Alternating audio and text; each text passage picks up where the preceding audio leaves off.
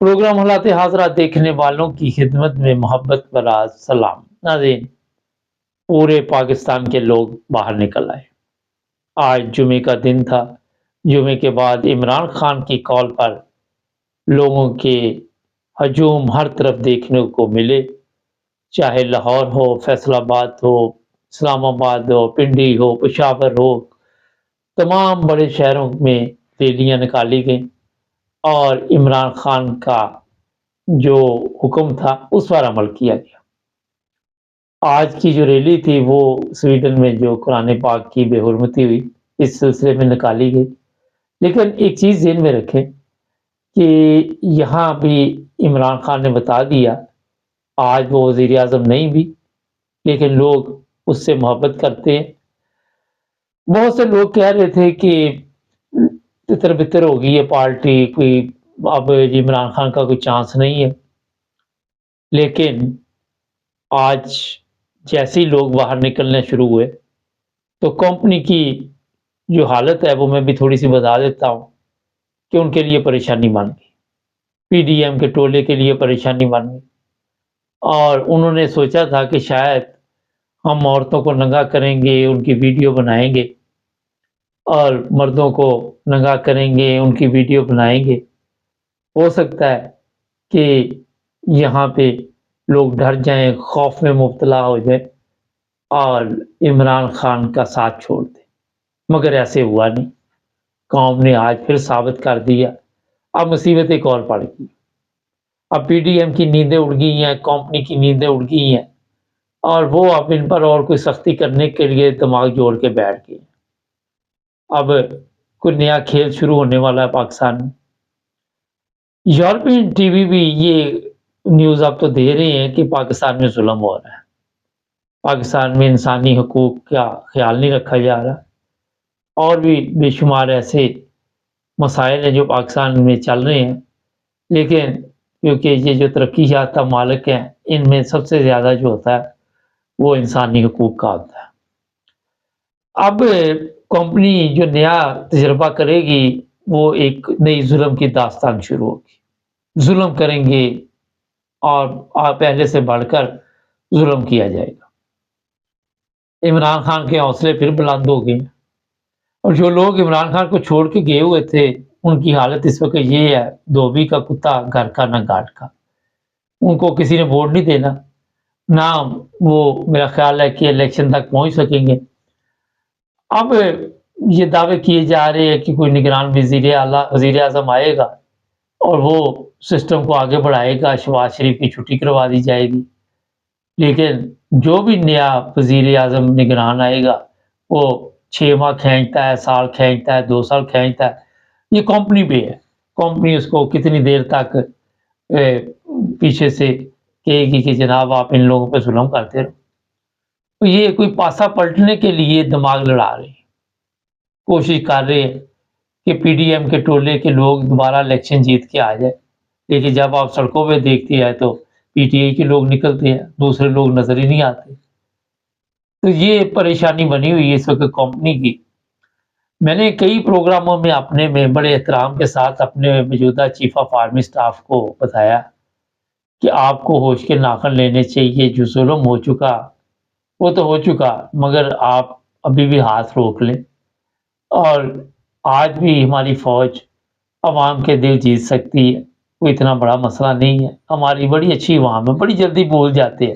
آپ دیکھیں، آپ سب کے سامنے 40 سال سے یہ عوام کا خون چوس رہے تھے، یہ جو زرداری اور دوسرا محمد علی اور نواز شریف، لیکن عوام بول جاتی ہے۔ عوام نے ان کو 12 دفعہ ووٹ دیے، کئی دفعہ دیے، اگر عمران خان نہ دیتا، عمران خان نہ ہوتا تو ابھی بھی یہی کھیل رہے ہوتے، کبھی وہ کبھی ہم، لیکن یہ لوگ بڑے اچھے ہیں ہمارے، اگر آپ ان کے ساتھ سب کچھ وہ ٹھیک کر دے جو پاکستان کے مسائل ہیں، اور وہ کیے جا سکتے ہیں، کوئی اتنا بڑا مسئلہ نہیں ہے۔ اپنے آپ کو بھی عوام جب تک آپ نہیں سمجھیں گے، عوام کے مسئلے حل نہیں۔ سب سے پہلے ہمارے جو چیف آف آرمی سٹاف ہیں ان کو چاہیے کہ اپنی غلطیوں پہ معافی مانگیں۔ عمران خان کے ساتھ، اس کی پارٹی کے ساتھ جو ظلم کیے کہ معافی مانگنے سے کوئی انسان چھوٹا نہیں ہو جاتا، یہ میں بتا دوں، اور ان سے بھی معافی مانگے کہ ہم نے بہت ظلم کیے، ہمیں معاف کر دو، سب کو رہا کرو، سب عورتوں کو، یہ مردوں کو، سب کو، جتنے بھی ان کے کیس ختم کرو۔ اب یہ آپ تو تماشا لگا کے بیٹھے ہوئے کہ جناب ایک فوجی کا مجسمہ جو ہے وہ ہزاروں زندہ لوگوں سے اس کی زیادہ ویلیو ہے۔ یہ جہلوں والی باتیں ہیں۔ فوج کی آج بھی عزت لوگ کرتے ہیں، جو شہید ہو چکے ہیں ان کی بھی عزت کرتے ہیں۔ اب مجسموں کی قیمت آپ زندہ لوگوں کے ساتھ تو نہ ملا کے ظلم کرنا شروع کر دیا۔ آج ہی پتہ چلا کہ 55 لوگ جو ہیں وہ فوج کے حوالے کیے گئے ہیں، تو یہ بہت بڑا ظلم ہے۔ آپ کی عدالتوں کا ہمیں پتہ ہی نہیں کہ کیا آپ کی عدالتوں میں ہوتا ہے، کہاں سے آرڈر۔ آپ ان عدالتوں کو کنٹرول کر لیں تو اپنی عدالتوں میں تو آپ کو پتہ ہی ہے، آپ نے جو ظلم کرنا ہے سب کو پتہ ہے۔ یہ ظلم بند کریں، اور یہ بہت بڑا انسانیت پہ ظلم۔